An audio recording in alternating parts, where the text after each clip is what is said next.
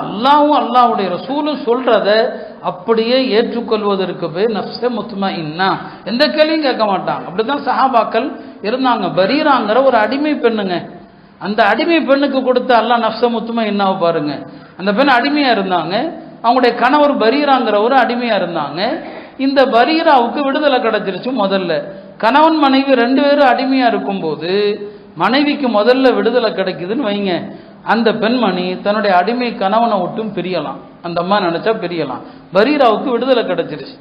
விடுதலை கிடைச்சதும் மார்க்கம் கொடுத்த சலுகையை அந்த அம்மா பயன்படுத்துது. என் கணவர் பரீராவோடு நான் சேர்ந்து வாழ விரும்பல, இதை அந்த அம்மா தேர்வு செய்கிறது. ஆனா அவருடைய கணவர் இருக்கிறாரு, அவர் தன்னுடைய மனைவியை விரும்புகிறார். யாரார்ட்டையோ போய் சிபாரிசு கேட்கிறார், மனைவி என்னை விட்டு பிரிய போறாங்க, சிபாரிசு பண்ணுங்கன்னு சொல்லி. பெருமானாரும் பார்க்குறாங்க, பரீரா உடைய கணவர் முகீஸ் அவர் பேர், அவர் தெரு தெருவா அழுதுகிட்டே போறார், ஐயோ என் மனைவி என்னை விட்டு பிரிய போறாங்களேன்னு சொல்லி. நபிஸல்லல்லாஹு அவங்களும் ஏம்மா அவரோடு சேர்ந்து வாழலாமே அப்படின்னு சொல்றாங்க. இந்த அம்மாவுடைய அறிவு பாருங்க, ஒரே வார்த்தை தான் கேட்டாங்க, யா ரசூலல்லாஹ் இது ஆலோசனையா உங்களுடைய கட்டளையான்னு கேட்குறாங்க. கட்டளையா இருந்தால் என்னால் மீற முடியாது, நான் என் கணவரோடு வாழ்றேன். இல்லைம்மா இது கட்டளை இல்லை, ஆலோசனை தான். அப்படியானால் அவர் எனக்கு தேவையில்லை.